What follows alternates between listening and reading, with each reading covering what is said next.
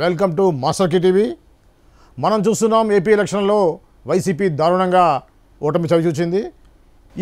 ఈ పరిస్థితుల్లో యాక్చువల్గా ఓటమి ఎలా జరిగింది, ప్రధానమైనటువంటి ఎవరెవరు ఓడిపోయారు, దానికి కారణాలు ఏంటనే విషయాన్ని మాట్లాడడానికి మన స్టూడియోకి వచ్చారు దాసరి విజ్ఞాన్ గారు. వారితో మాట్లాడి మరింత డీటెయిల్గా తెలుసుకునే ప్రయత్నం చేద్దాం. అండి, నమస్తే అండి. ఏంటండి పరిస్థితి ఏపీలో చూస్తే వైఎస్ఆర్ పార్టీ ఎంత ఘోరంగా విఫలం చెందడానికి కారణం ఏంటి, మీ యొక్క ఇదేంటి అబ్జర్వేషన్ ఏంటి?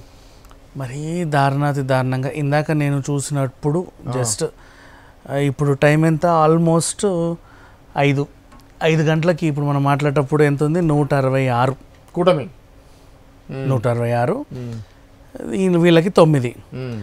సరే, కూటమి సంగతి పక్కన పెడితే దాంట్లో కూటమిలో ఇంకొక తలకాయ ఉంది కదా బీజేపీ, వీళ్ళకి ఎన్ని వచ్చాయా అని చూస్తే 8.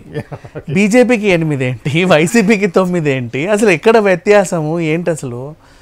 అంటే బీజేపీ స్థాయి పెరిగిందా, వైసీపీ బీజేపీకి దిగజారిందా, అసలు ఏమైందో అర్థం కాని పరిస్థితి. ప్రభుత్వం మీద వ్యతిరేకత ప్యూర్లీ. అరే వ్యతిరేకత ఉంటే వ్యతిరేకించే వాళ్ళు ఉంటారు, మరి అసలు వద్దని మొహం మీద తలిపేసి రాష్ట్రం నుంచి అసలు అంటే ఊరు నుంచి బహిష్కరిస్తారు చూసారా, బహిష్కరించారు, వెలివేశారు.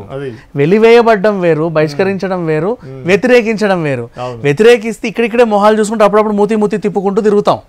ఇక్కడ అసలు నీ మొహమే నాకు వద్దు, నువ్వు అవసరం లేదా, ఈ ఊర్లో నువ్వు అడుగు కూడా పెట్టొద్దు. ఆ రేంజ్ వచ్చేసింది. అదే ఆ రేంజ్కి ఎట్లా వెళ్ళిందో నాకు అర్థం. ఈ సందర్భంలో మనం వైసీపీలో ఫైర్ బ్రాండ్ గా ఉండేటువంటి చాలా మంది ప్రముఖులు, రోజా, కొడాలి నాని, వల్లభనేని వంశీ, వీళ్ళ పరిస్థితి ఏంటి? ఇకపోతే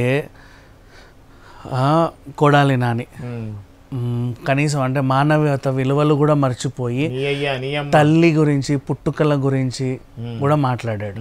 ఇంకా దాని గురించి మనం మళ్ళీ మాట్లాడుకోవడం కూడా వేస్ట్. రోజా ఆడవాళ్ళ మగవాళ్ళ పెద్ద చిన్న మర్యాద వావి వరస మరిచిపోయి ఇష్టం ఉన్నట్లుగా మాట్లాడింది. గోలుగా అంటే ఇంకా దారుణంగా, ఇంకా లోకేష్ని అయితే ఇంకా అనకూడని మాట్లాడేసింది, చాలా నీచంగా మాట్లాడింది, ఇంకా దారుణంగా మాట్లాడాను. అండ్ నెక్స్ట్ బుగ్గన గురించి మాట్లాడుకున్నా, పేర్ని నాని గురించి వాళ్ళ ఫ్యామిలీ గురించి మాట్లాడుకున్నా. అండ్ నెక్స్ట్ అలాగే ఇంకొక తలకాయ అంబటి. అసలు అదేంటో నాకు ఇప్పటికీ అర్థం కాల. ఏ విషయం ఉన్నా కొరకుండా అని వెంటనే వచ్చేస్తాడు ఫస్ట్ అందరికంటే ముందు ఆయన కానీ. అండ్ ఇంకా చెప్పుకుంటూ పోతే నిన్నగాక మొన్న ఈవీఎంలు బలం కొట్టిన పిన్నెల్లి, అరే వెతుక్కుంటూ పోతే వల్లభనేని, నెల్లూరు అనిల్ కుమార్. సరే వీళ్ళందరినీ ఓ పక్కన పెట్టేద్దాం. వీళ్ళంటే అప్పుడు ఆ పార్టీలో ఉండి ఇప్పుడు ఈ పార్టీలో ఉండి ఇంకో దగ్గర ఎక్కడో ఉండి ఇటున్నప్పుడు వాళ్ళ మీద అరిసి అటున్నప్పుడు వీళ్ళ మీద అరిసి అధిష్టానం ఏం చెప్తే మేము అదే చేయాలండి, ఇది మాకు ఒక ఉన్న రూలు, మా పార్టీ ప్రోటోకాల్ అన్నట్టుగా వ్యవహరించారు. పెద్దిరెడ్డికి ఏమైందండి అసలు చిత్తూరు మొత్తం ఆయన కనుసన్న.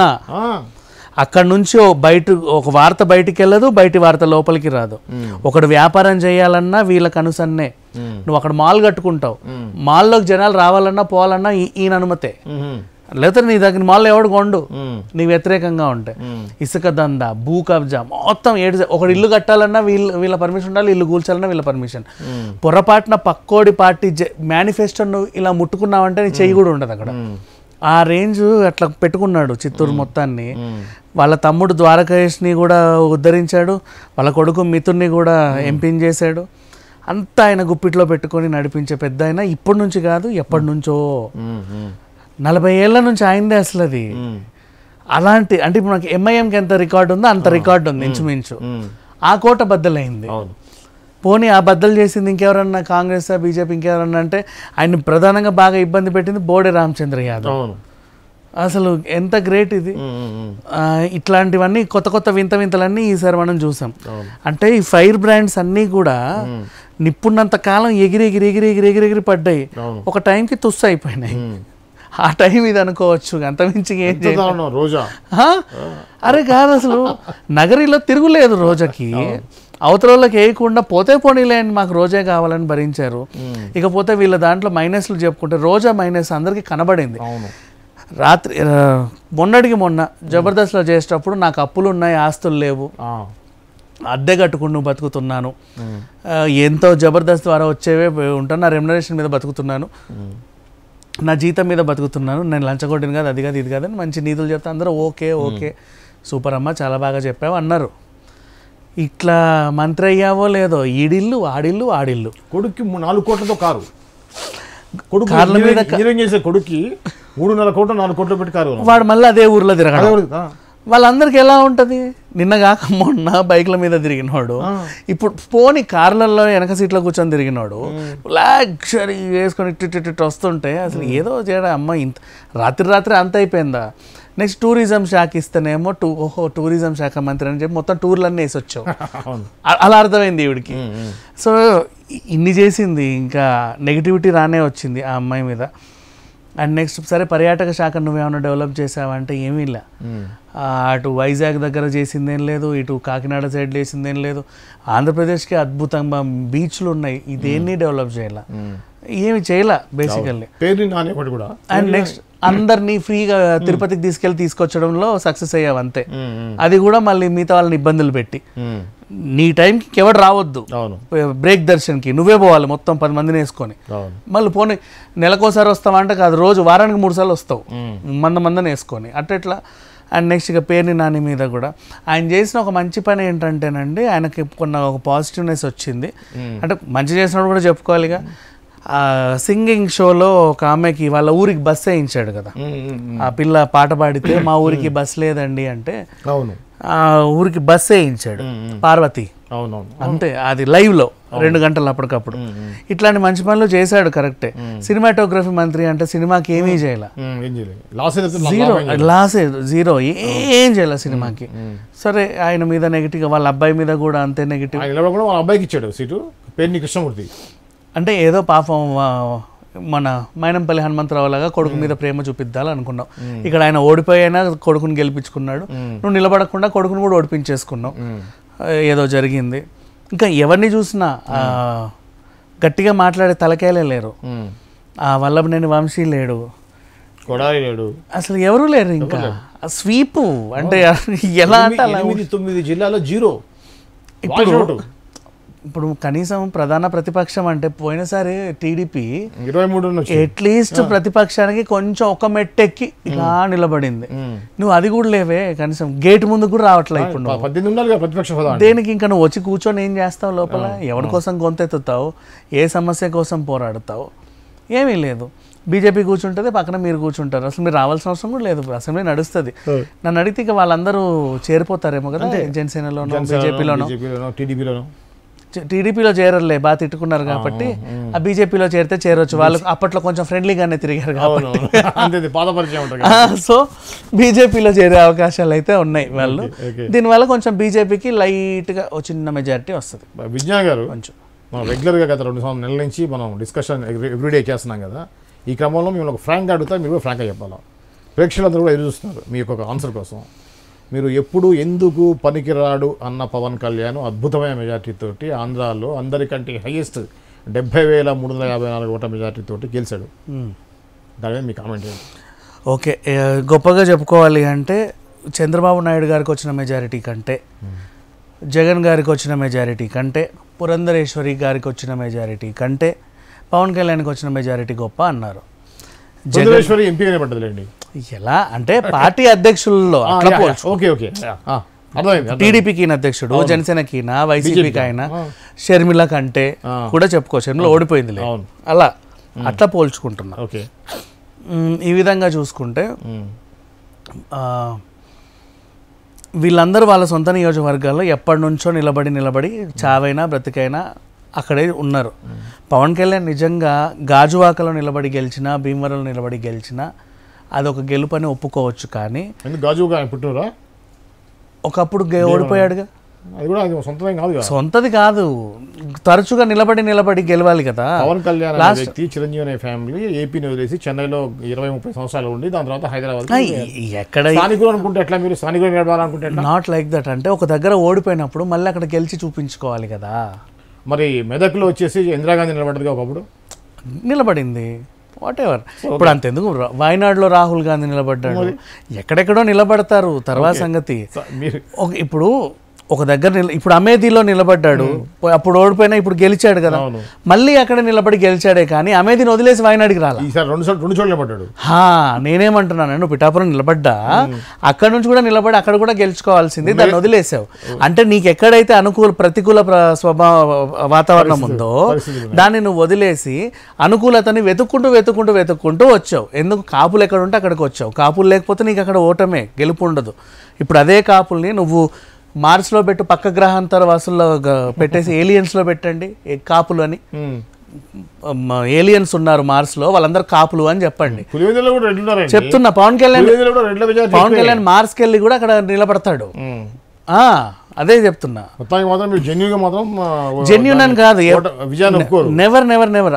ఆమె వంగ గీత సింగిల్ గా నిలబడింది, ఎక్కువ దీనికి పోలా. అండ్ ఇది చెప్పండి, పిఠాపురం చేసుకున్న కర్మ అనుకోవాలి కానీ ఈయన గెలుపని ఎలా అనుకుంటాం? పిఠాపురం కర్మ అది. ఇప్పుడు సినితారులో వైసీపీ మీద వ్యతిరేకత ఎలా ఉందంటే, వైసీపీ జెండా ఇంటి మీద ఎగిరినా కూడా గుండెల్లో వైసీపీ లేదు, సో ఇక్కడ వేయలేదు అంటున్నారు. ఇక్కడ చంద్రబాబు గారు సీఎం అవ్వాలని, వైసీపీ పోవాలని జనాల్లో ఉన్నటువంటి ఆ బలమైన ఏదైతే ఉందో ఈయనకు ప్లస్ అయి గెలిచాడే తప్ప పవన్ కళ్యాణే రావాలని, పవన్ కళ్యాణే గెలవాలని ఏ ఒక్కడు ఓటే లేదు అక్కడ. అది గుర్తుపెట్టుకుంటే మంచిది. అండ్ పవన్ కళ్యాణ్కి నిలబెట్టిన 21 మందిని గెలిపించింది బాబువే. బాబు అనే నీ షాడో పవన్ కళ్యాణ్ వెనక లేకపోతే మళ్ళీ జీరోనే కదా. అయితే ఇప్పుడు మీరు చెప్పారు కదా, ఈ మొత్తానికి వ్యతిరేకంగా అనుకుంటున్నారు జనాలు. పవన్ కళ్యాణ్ అనే షాడో బాబు వెనకాల లేకపోతే, పవన్ కళ్యాణ్ అనుకున్నటువంటి ఓటు బ్యాంక్ బాబుకు లేకపోతే 2019 కంటే ఘోరమైన పరాజయం పొందేది టీడీపీ. అంతకన్నా దారుణం ఏం లేదు. పవన్ కళ్యాణ్ ఉన్నా లేకున్నా ఇప్పుడు మెజారిటీ చూడండి. పవన్ కళ్యాణ్ పార్టీ జనసేన పొత్తు లేకున్నా కూడా టీడీపీ అధికారంలో ఉందిగా ఇప్పుడు 134. అంటే ఆ గెలిచే స్థానాల్లో ఎన్ని జనసేన ఓట్లు టీడీపీ కూడా ఉంటాయి? లాస్ట్ టైం 5,000, 2,000, 3,000 మెజార్టీ తోటి టీడీపీ చాలా చోట్ల ఓడిపోయింది. జనసేనకున్న ఓట్ బ్యాంకే 5% కదండి. 5 కాదు, మహా అయితే 6 లేదంటే 6.5. ఎంత?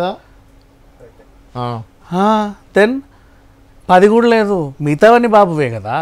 అయితే వైసీపీ లేదా ఈ టీడీపీ అనుకున్నారు, వైసీపీ వద్దు కాబట్టి టీడీపీకి వచ్చారు. ఇదేదో ఒక తోక, కత్తిరిస్తే పోయే తోక. ఇది పెద్ద విషయమేం కాదు, అనవసరం కదా, ఎక్కడో పెట్టాల్సిన అవసరమేం లేదు. ఇంకా విషయం చెప్పాలంటే కాడబారేసిన ఎద్దులాగా 4 రోజులైతే ఈయన సీట్ను వదిలేసి మళ్ళీ సినిమాలు చేసుకుంటారు. అదే నిజం, అంతే జరిగేది అదే.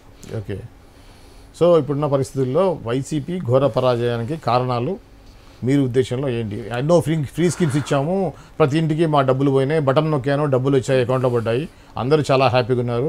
అత్యధికంగా మహిళల ఓట్లు మాకే వేశారు, మహిళా ఓటింగ్ 50% కంటే పైగా ఉంది, కాబట్టి పోయినసారి వచ్చిందాకంటే ఎక్కువ పర్సెంటేజ్ మాకు వస్తాయని చెప్పి నమ్మిన వైసీపీ శ్రేణులు ఇంట్లోంచి బయటకు వచ్చే పరిస్థితి లేదు. కొడాలి నాయన లాంటి వాళ్ళు 5వ రౌండ్ 6వ రౌండ్లోనే అక్కడ దుకాణం మూసేసుకొని వెళ్ళిపోయారు. ఒకటే సింగిల్గా పోతుంటే వెనకాల ఒక ముగ్గురు నడుచుకుంటూ వెళ్తున్నారు. ఈ పరిస్థితి మనం చూసాము. అసలు దిమ్మ తిరిగేటువంటి మీరు ఫలితాలు చూశారు. దీని మీరు ఫైనల్గా ఏమంటారు? దీన్ని అదే చెప్తున్నా. అండ్ ఒక అద్భుతమైన విషయం మనం మర్చిపోయాం మాట్లాడుకోవాలి. మందు అలవాటు ఉన్న ఏ ఒక్క మనిషి కూడా ఏపీలో జగన్కి ఓటేయలేదండి. వాస్తవం, ప్రామిస్. మందు అలవాటు లేదు, రోడ్డు మీద నడిచేవాడు బండి మీద పెట్టి కూడా వేయలే. అవి కామన్లే. ఇక రోడ్లు అంటే ప్రతి ప్రభుత్వంలోనూ ఎక్కడో దగ్గర గుంతలు పొంతలు ఉంటాయి. ఇక్కడ గుంటలు లేని రోడ్లు లేదు. కానీ మందు తాగే వాళ్ళకి పెగ్గుకి వాడు ఏడ్చుకుంటూ తాకి 5 ఏళ్ళు అనుభవించి ఆ ఫ్రస్ట్రేషన్ మొత్తం తీర్చుకున్నాడు.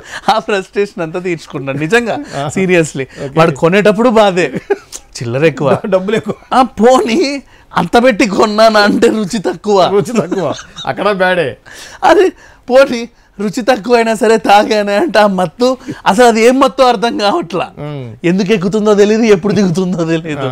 ఆ టైప్ ఆఫ్ డైలమాల వాళ్ళు ఉండి పాపం ఎప్పుడో ఒకప్పుడు ఏ హైదరాబాద్కో బెంగళూరుకో లేకపోతే ఖమ్మమో లేకపోతే అక్కడే ఉన్న యానంకో పోయినప్పుడే 2 పెగ్గులు కడుపుండ తాగేసి అమ్మయ్య అని మమ అనుకొని వచ్చిన వాళ్ళు ఉన్నారు.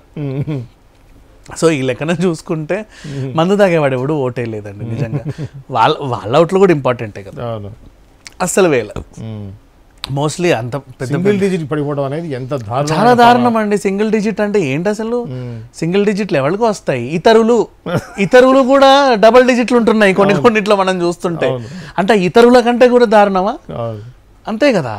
ఆ బోడే రామచంద్ర యాదవ్ ఆల్మోస్ట్ నిన్నగాక మొన్న వచ్చాడు, డ్యామేజ్ చేశాడు ఆయన ఆల్మోస్ట్ తను కూడా ఒక స్థాయికి వచ్చాడు ఓట్లల్లో.